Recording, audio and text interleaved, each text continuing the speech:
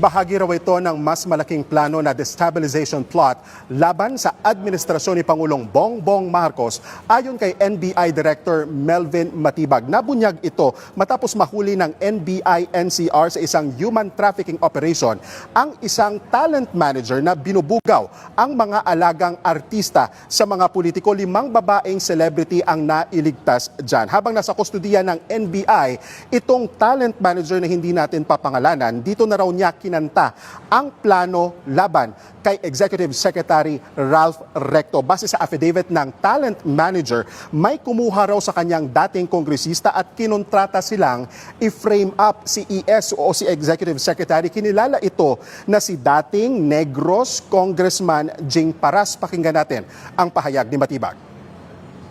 Hindi lang si ES ang target dito, parang it's one of the many plano nila gusto gamitin itong grupo na to para magano ng character assassination, yung parang term na ginamit. So, doon na lumabas yung istorya na na-involved na si former Congressman Jing Paras. Siya yung kumausap, kumontak dito sa PIMP, itong nagbubugaw nito.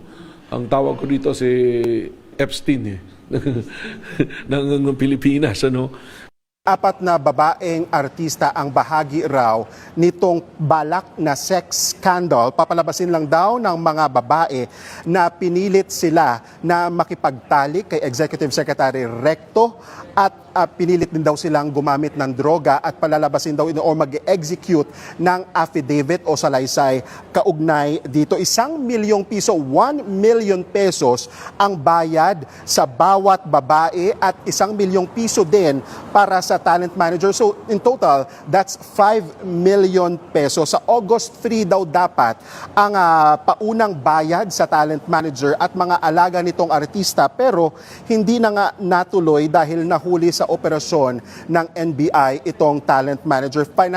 Financer daw ng plano na ito ay si Batangas Representative Leandro Leviste. Kinumpirma naman ng isa sa 5 babae na nirescue dito sa human trafficking operation na bahagi nga siya ng plot laban naman kay Recto. Ayon kay Matibag, mismong siya ang nakakita sa mga screenshot ng umano'y Viber conversation sa pagitan nitong talent manager at dating kongresista na si Paras. Narito muli ang pahayag ni NBI Director Matibag.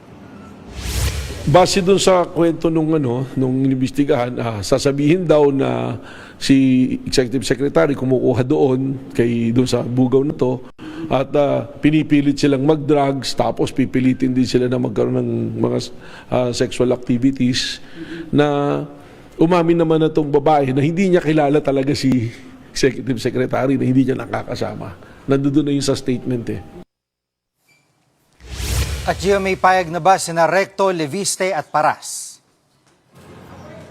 Sa mensahe sa akin kanina ni Executive Secretary Ralph Recto, anya pinapaubayan niya na raw sa NBI ang investigasyon kaugnay nga sa plot laban sa kanya. Ayon naman kay Congressman Leviste, wala raw siyang kinalaman sa umano'y pambababae ni Recto. Sa isang Facebook post ay sinabi niyang ilang buwan niya na raw hindi nababanggit ang pangalan na tinawag niyang Vatman. Anya, hindi niya raw ito kailangang siraan dahil sira na ito. Dagdag pa ni Leviste, may nagpapadala ng impormasyon tungkol sa hindi niya pinangalan ng individual, kaya wag daw sana nitong masamain. Ngayong araw, nakatakdang maglabas naman ng subpoena ang NBI laban kina dating Congressman Jing Paras para ipatawag nga sila ng NBI at Congressman Leandro Leviste. Inaasahan sila na humarap sa NBI sa susunod na linggo.